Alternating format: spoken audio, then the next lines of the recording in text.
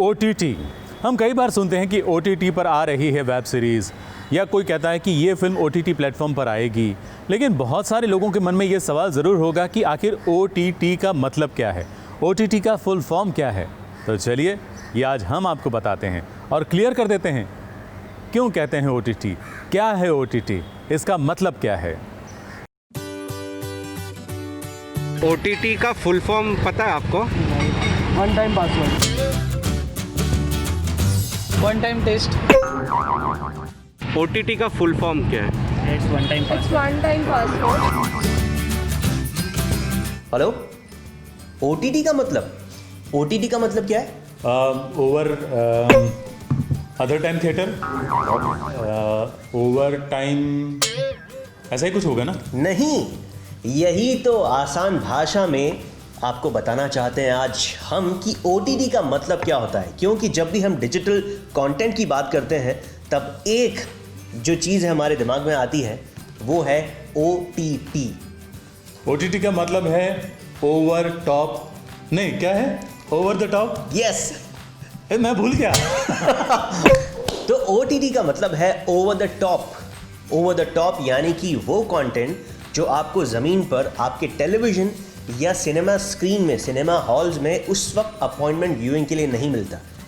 यानी कि रात को 9 बजे अगर आपका कोई शो है तो वो OTT प्लेटफॉर्म के अंतर्गत नहीं आएगा। अगर कोई फिल्म रिलीज़ हुई है थिएटर्स में, थिएटर्स जब खुल चुके हैं उसके बाद जब वो रिलीज़ हुई है वो भी OTT नहीं होगा। ओवर द टॉप इंटरनेट का कंटेंट है, वहाँ से आप जब चाहें जहाँ चाहें अपने फ़ोन्स, अपने लैपटॉप या फिर अपने अलग अलग ऐप जो भी आप यूज़ करते हैं टीवी स्क्रीन्स पर भी उसमें डाउनलोड कर सकते हैं। और इसीलिए उसे कहा जाता है ओवर द टॉप, यानी कि डाउनलोडेड कंटेंट टॉप से, इंटरनेट से।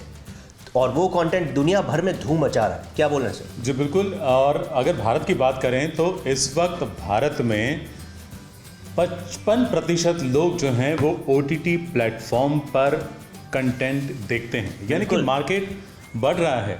थिएटर से भी ज़्यादा जो केबल ऑपरेटर्स और DTH का जो मार्केट है उससे भी ज़्यादा, टेलीविज़न से भी ज़्यादा आजकल लोग OTT प्लेटफॉर्म पर कंटेंट देख रहे हैं। और अब इसमें दो चीज़ें होती हैं, एक वीडियोज़ ऑन डिमांड और दूसरा है live streaming. Videos on demand का मतलब है आपका सब्सक्रिप्शन या फिर आपकी डिमांड के ऊपर मिले हुए वीडियोज़ जो मेकर्स बनाते हैं, जो कि प्लेटफॉर्म्स, OTT प्लेटफॉर्म्स बनाते हैं और आप उन्हें पैसे देकर ख़रीदते हैं, या फिर यूट्यूब के ज़रिए आपके मनपसंद वीडियोस आप देख सकते हैं, इसलिए उन्हें कहा जाता है वीडियोस ऑन डिमांड। दूसरा है लाइव स्ट्रीमिंग, यानी कि जब आप यूट्यूब के ऊपर अपने चैनल के ज़रिए लाइव स्ट्रीम करते हैं, लाइव जाते हैं या कोई भी लाइव आता है और बाकी के कंटेंट, बाकी के प्लेटफॉर्म्स के ऊपर भी जब लाइव दिखाए जाते हैं तो वो OTT प्लेटफॉर्म की लाइव स्ट्रीमिंग कही जाती है। इंडिया उन मार्केट्स में से एक है जिस पर सारी दुनिया की नज़र है कि इंडियन मार्केट के लिए आप कंटेंट बनाएं ताकि वो चलेगा, राइट? हाँ बिल्कुल। और इसकी खास बात ये भी रही है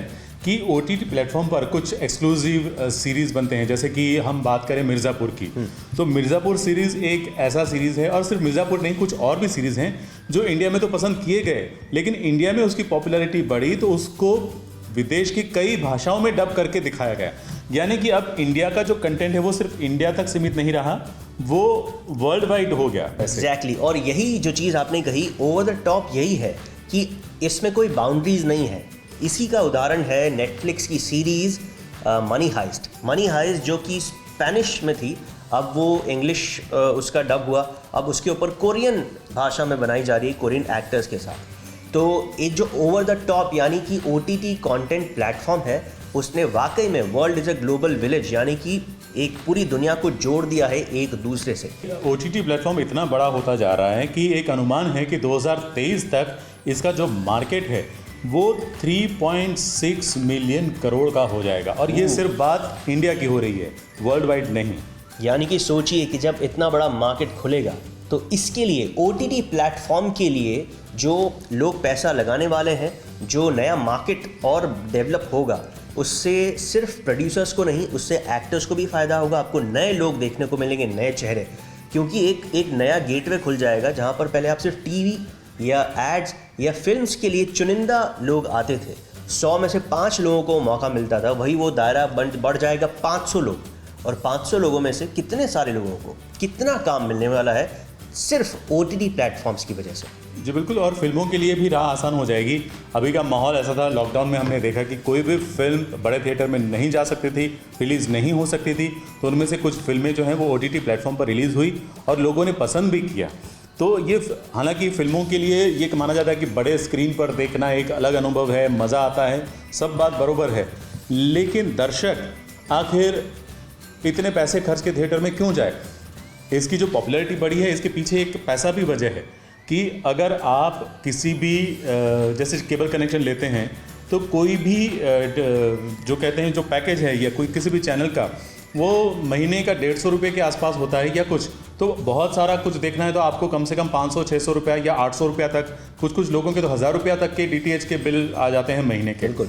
जबकि ये जो मोबाइल में आपको जो कंटेंट मिलता है, कुछ लोग तो फ्री में दे देते हैं, 1 साल का फ्री सब्सक्रिप्शन होता है, या फिर उसके बाद भी अगर पैसा है तो वो 999 में पूरे साल भर के लिए, तो वो सस्ता भी पड़ता है, ईजी भी पड़ता है, इसीलिए इसकी पॉपुलैरिटी और बढ़ गई है। इसके कारण ना नए नए स्टार्स भी हमारे सामने आ रहे हैं।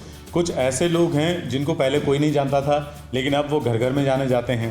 जैसे अभी आपने प्रतीक गांधी का इंटरव्यू किया है, जो OTT की वजह से फेमस हुए हैं, और आज देखिए कहाँ पर पहुँच। जी बिल्कुल, पहले सिर्फ गुजरात के लोग उनको जानते थे, गुजराती थिएटर वो करते थे, गुजराती फिल्म करते थे, लेकिन अब एक OTT प्लेटफॉर्म पर उन्होंने वेब सीरीज़ की और उसमें उन्होंने काम बेशक बहुत अच्छा किया है, जिसकी बहुत तारीफ भी हुई, लेकिन उसी के कारण वो अभी दुनिया भर में प्रसिद्ध हो गए।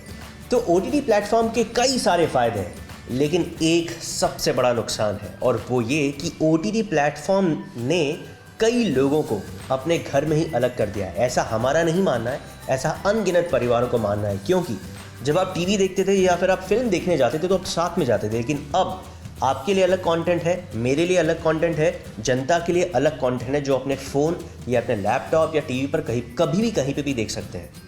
उससे बड़ी बात, आजकल गालियाँ जो है वो OTT के सर के मुकुट की मणि बन गई है कि बिना गाली आप कोई भी अच्छा कंटेंट नहीं परोस सकते, ऐसा मेकर्स का मानना है। जी बिल्कुल, नवंबर में ये एक अध्यादेश आया भी था और ये बात कही गई थी कि OTT प्लेटफॉर्म है उस पर भी नियंत्रण होना चाहिए, और वो सरकार जो है वो प्रसारण मंत्रालय के तहत, मतलब सूचना और प्रसारण मंत्रालय के तहत इस OTT प्लेटफॉर्म को भी लेने वाले हैं। लेकिन अभी तक सिर्फ बातें हुई हैं, कोई किसी प्रकार का नियंत्रण नहीं लगा है।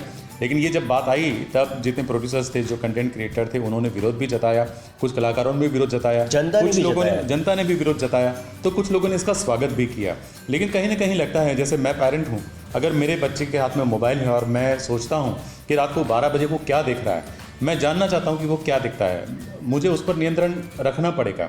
और अगर नियंत्रण नहीं होगा तो फिर बच्चे कहाँ जाएंगे, क्या सीखेंगे, किस तरह से सीखेंगे, और किस तरह से वो अपने दिमाग में डालेंगे, वो हम सिर्फ अंदाज़ा लगा सकते हैं, उसके बारे में कुछ कर नहीं सकते। तो उम्मीद है कि ये जो OTT प्लेटफॉर्म के बारे में हमने आपको बताया आज, वो आप समझ गए होंगे। लेकिन आपके जो सवाल हैं और जो आपकी जिज्ञासा है, प्लीज़ सास बहू साजिश के साथ आपके जो भी सवाल होंगे उनके जवाब हम लेकर आएंगे SBS ओरिजिनल्स में। जी बिल्कुल लेकर आएंगे, और आपके हर सवाल का जवाब देने की हम पूरी कोशिश करेंगे।